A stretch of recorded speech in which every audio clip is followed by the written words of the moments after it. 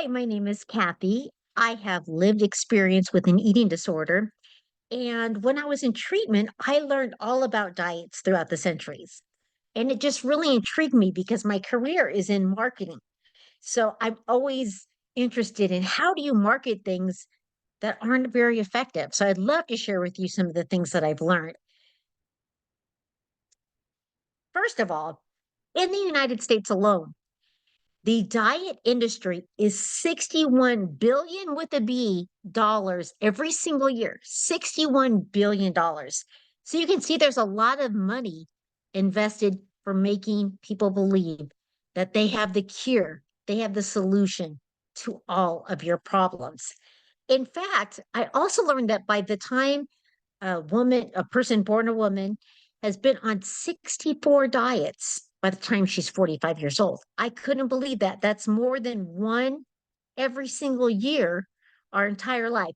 So let's say most of us start by puberty.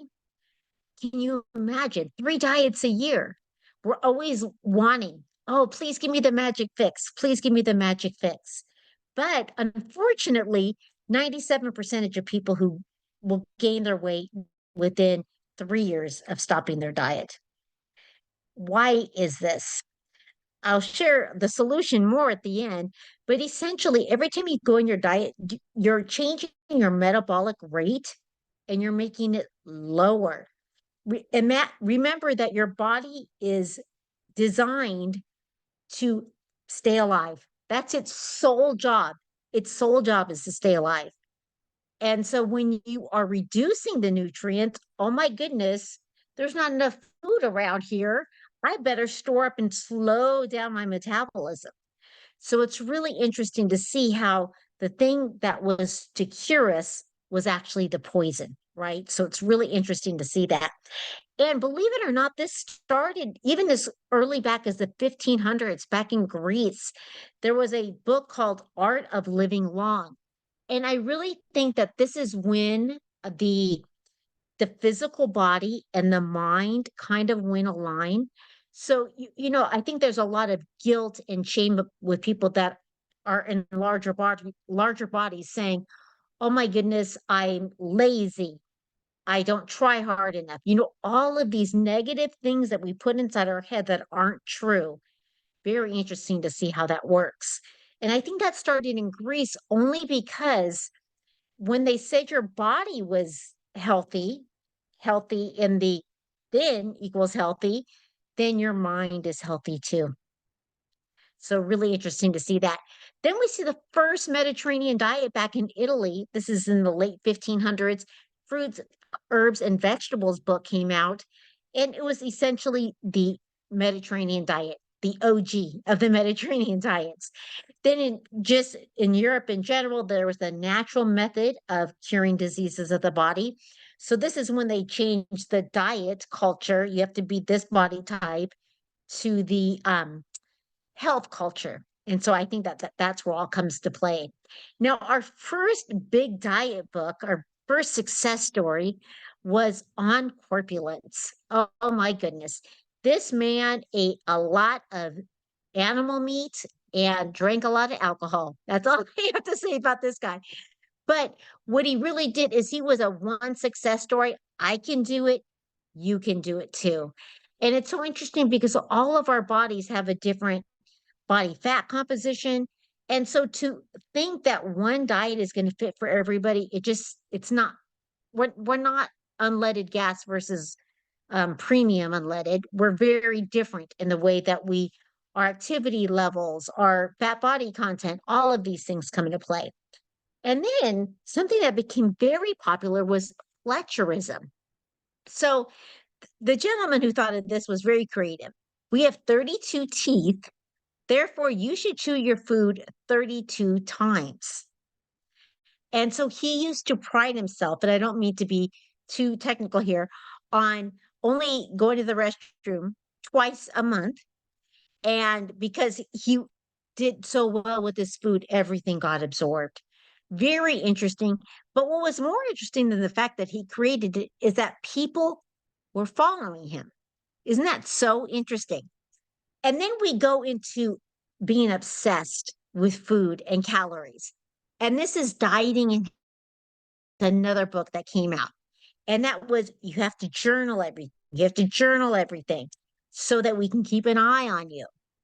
And I want you to think about some of these real life ads that appeared in legit newspapers. What is similar to that today? Can you think of it? There's pharmaceutical drugs, Ozempic and the like. There's all of these things that have a similar thing. I remember I'm not going to age myself, but I was around when Fen-Phen was around. And when Fen-Phen first came out, oh my goodness, it's a miracle. And then people started getting sick and dying. And it's no longer a miracle. So can you imagine lard be gone? You get tapeworm eggs, tapeworms, cigarettes.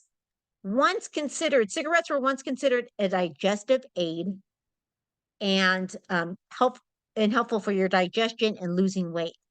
Now, what I find really interesting about all of this is these weren't regulated. What's like that today are are non-pharmaceutical supplements are not, I mean, there's no regulation. It's like the Wild West out there. So I think that they're just taking money in what they do that. Then there's carbs. They're so tasty, they're so good, they become bad. So much so that some people even think that it's not a sin, but you're giving into temptation if you eat carbs. Just absolutely crazy. Carbs are the biggest thing that our brain uses. Absolutely nuts. We have bio beans, very popular right after World War II. Keep that slimish figure. We have a gentleman come on board and he goes from this little weakling to a big muscle builder. He's going to teach you how he does it. Obesity soap. I remember watching a show called I Love Lucy, and the main character, Lucy, went in this machine that was supposed to sweat her weight away. And she was getting thin for an event for her husband, Ricky. And so she's getting ready for an event for him. What happens? She ends up in the hospital because she's malnourished. Crazy what we'll do, huh? So, of course, corsets, AK, 2024 Spanx, same thing. And then this is what I find really interesting. The first clothing store opened specifically for women in larger sizes, that being Lane Bryant. My mom and I used to go there all the time when I was a child, and I used to love their jewelry. But I remember she was embarrassed about having to go to Lane Bryant because it's a big girl store. Then we have Dexedrine. Think about this. We're going to give you amphetamines to make you lose weight. Just this obsession with a certain body type that everyone has to fit the same body type. We all have different bone structures, muscle, the natural inclination to muscle, different heights. It's just absolutely amazing. And again, another cigarette commercial with a woman in a bikini. In the 80s, we had women basically in bathing suits, usually thong bathing suits, just exercising, doing jazzercise or whatever it be. Jane Fonda, of all people. Then we have Suzanne Summers with her Thigh Master. So I want you to think, does this look familiar to you when you see things like these Spanx-like products? Take this drug, it's going to make you feel better. Think about all of those. I see this video, this commercial or ad, and it makes me so sad to see, oh my goodness, you know why she's wearing that sweatshirt, like, oh my goodness, she's created a mortal sin. It's like the scarlet A on her. Just absolutely very challenging to watch. But I want you to really compare. In the 90s, we had Slim Fast. What's the difference between Slim Fast? We look at it now and say, oh my goodness, what were these people thinking?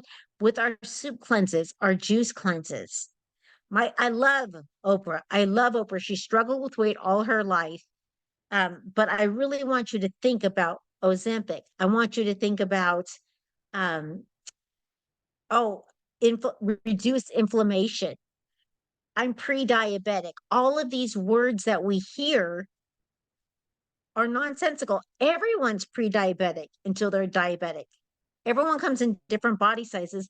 And I found it really interesting to learn that the insurance company are the ones that came up with the BMI model. It was created, the insurance companies picked up on it and said, oh my goodness, what a great way for us to legitimize while we're charging some people higher insurance rates than others. It's it's absolutely fascinating to listen to. So I thank you so much for your time. I hope you learned a little something, and hopefully you can question any purchases that you're thinking of making, or when you see it, like I see it now and I just laugh. When I go through the checker line and I see these magazines with this crazy stuff, it just makes me laugh because once you see it, you can't unsee it. So it's really been so helpful in my recovery just to look at these things that, because I can manipulate numbers as a marketer and just laugh about it now because I ain't falling for your stuff. I'm not drinking your Kool-Aid. So take care. Have a great day.